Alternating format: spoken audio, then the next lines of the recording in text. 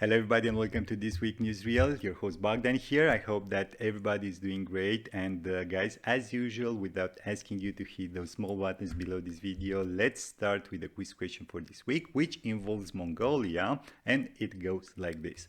So to whom did Mongolia export the most in terms of value, of course, in 2021? And the options here are China, Switzerland, or Singapore.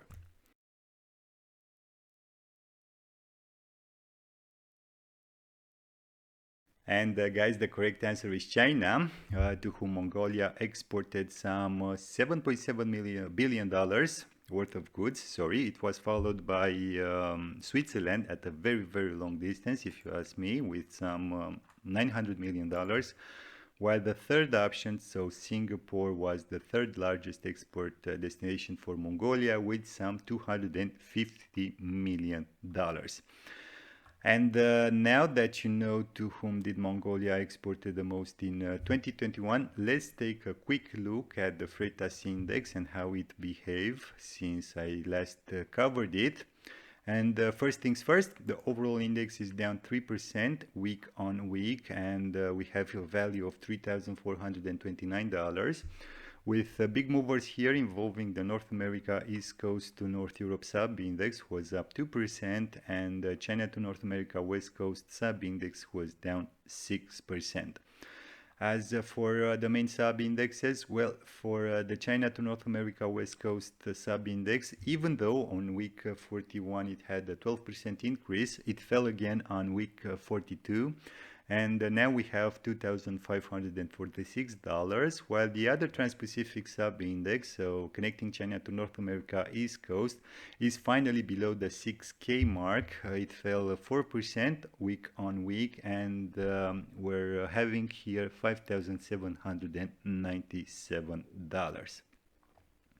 For the crossway sub-indexes, things are not looking good either, even though we see here a 1% rise in the sub-index connecting China to the Mediterranean.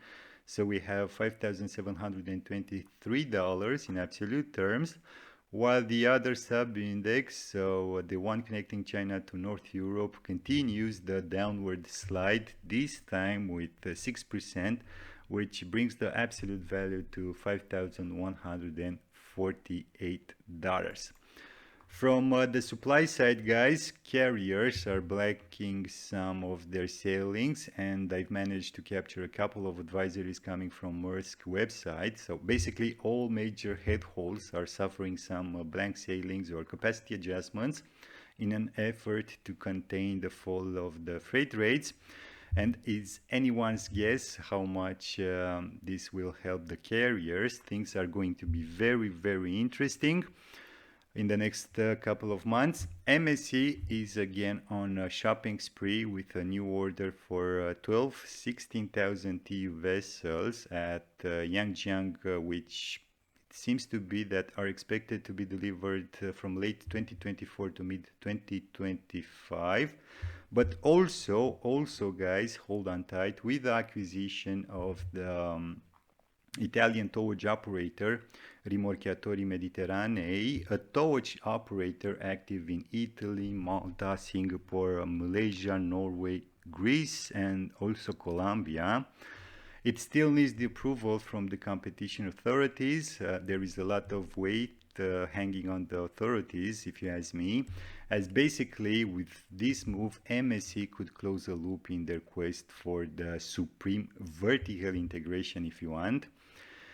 Anyways, now moving to the news here, I think it's worth mentioning that Xi Jinping secured the third term at the helm of the CCP. He sacked a couple of advisors from his old guard, promoted others, so politics as usual. And don't worry, I will stop here with the comments and I will move to my next news. It's again about China, but this time from an economic point of view, as China's economy continues to be impacted by its zero COVID policy, which, if you remembered, disrupted industrial production, domestic consumption, and supply chains with ripple effects all over the world. Now, on the local scale, this negatively impacted China's economic growth, and according to this report, which is coming from the World Bank, China's economy will grow with a modest 2.8% in 2022, well below the expected growth rates for the rest of the region, which would mark the first time in 30 years when China would be outperformed by the rest of Asia. So tough times ahead for Xi and the company.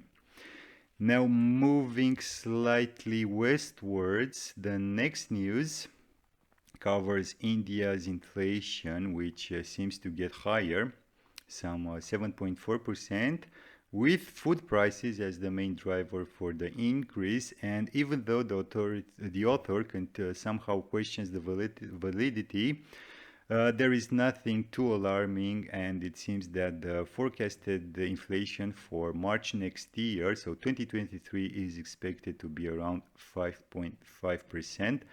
So quite contained if you ask me. Moving now to my next news. In the following minutes, I will cover two reports coming from FDA, our old friend FDA. The first one is covering the Senegalese peanut market, which seems to be on track in terms of harvested area and production, thanks to good farm gate price, typical weather conditions, and appropriate use of fertilizers. So if you're interested on the Senegalese peanut production, consumption, and trade, of course, I highly recommend you to read this report. And the second one covers the oilseeds and production market from Bulgaria, with interesting data here relating to production estimates on sunflower and rapeseed, stocks, imports, and exports. So again, if you're interested, please do check the report.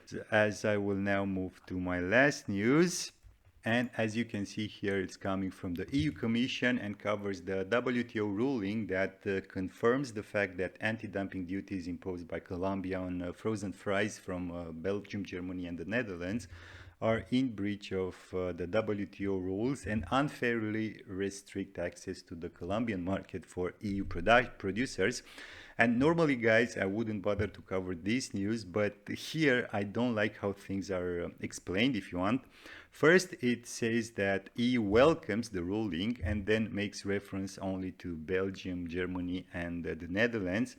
I don't like the fact that Belgium and the Netherlands, which are the first and second largest exporters in the world of frozen potatoes, are using EU Commission as a proxy to fight their battles. And okay, it's a tool that every industry association should benefit and take advantage, of course. But before doing that, I would ask the EU Commission to look in their own backyard and check the level of concentration for frozen potatoes in these two particular countries, who are now complaining when in fact in the last 5 years the exports towards Colombia increased, and these two countries alone account for more than 80% in Colombia's total imports in 2021.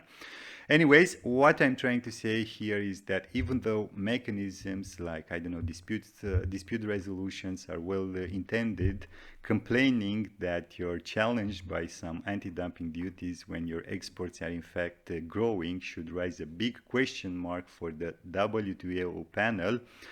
And guys, if you have the time or interest, you could briefly check all the history of the dispute and related documents, of course.